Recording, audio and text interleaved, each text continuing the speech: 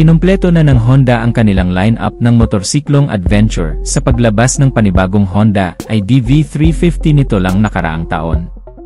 At dahil dito ay hindi maitatangging very in demand na nga ngayon ang isang scooter na hindi lang pang city kundi pwede rin pang off-road dahil nga sa may kanya-kanya na ring bersyon ang bawat motorcycle manufacturer sa kanilang adventure scooter concept. Kung matatandaan nga natin ay nauna nang nagpauso ang Honda sa paglabas ng adventure scooter nila sa market, ang Honda ID.V150 ilang taon na ang nakalipas.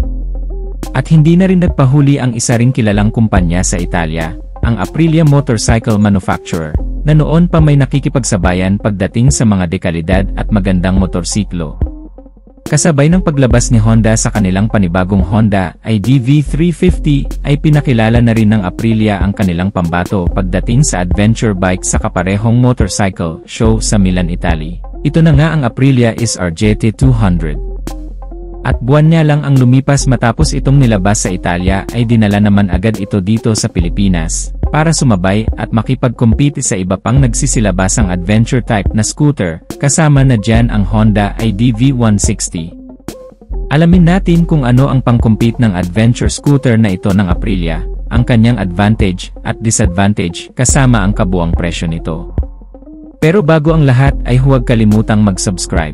Pakihit na rin ang notification bell icon para lagi tayong updated sa ating motorcycle news and reviews. Paki-follow na rin ang ating Facebook fan page. Diretso na agad tayo sa pinaka-main, ang kanyang engine performance. Ang kanyang cooling system ay naka-liquid cooled, meron itong 4-stroke, naka-single overhead cam, single cylinder, at naka-Euro 5 compliant, which means ang motorsiklong to ay environmental friendly na mas pinababa ang pollution rate.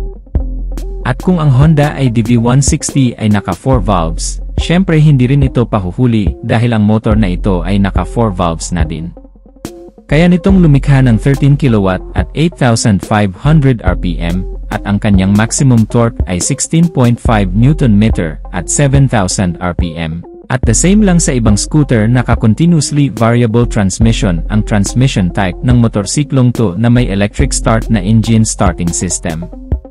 Mapunta na tayo sa kanyang suspensions. Ang front suspension ay naka-telescopic fork with 120mm long travel suspension, at ang kanyang rear suspension naman ay naka-dual shock absorber.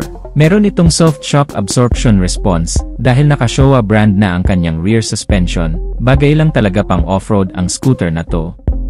Ang sukat naman ng kanyang gulong ay 110/80 with 14-inch mag-size sa harap, at 130/70 with 13-inch mag-size naman sa likod, all tubeless.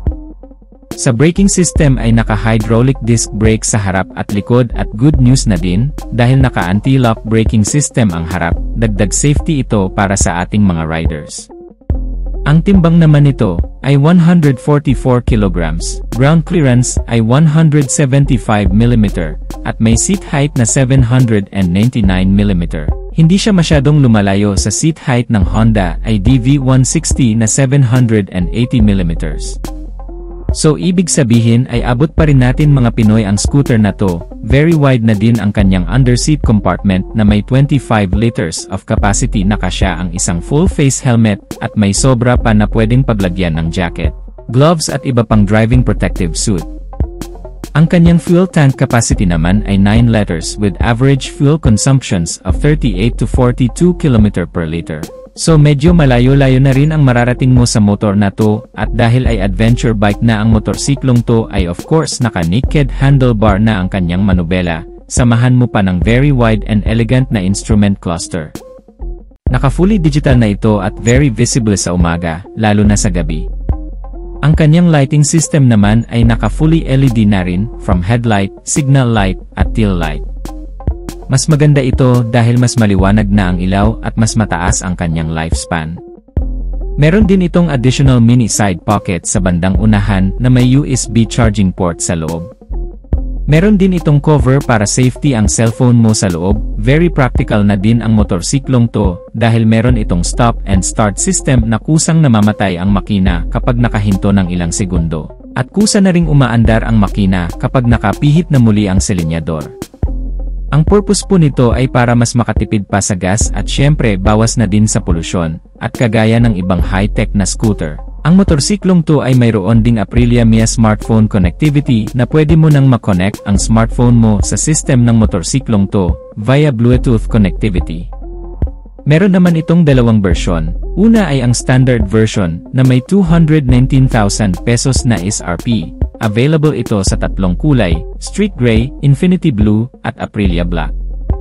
Pangalawa ay ang Sports Edition na may 227,000 pesos na SRP. Available din ito sa tatlong kulay, Street Gold, Red Race Gray at Iridium Gray.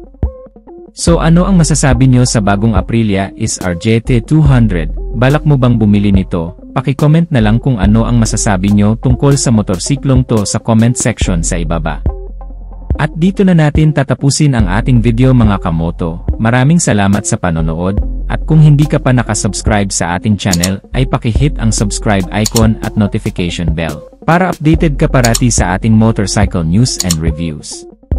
Maraming salamat sa walang sawang pagsuporta. Ride safe and God bless.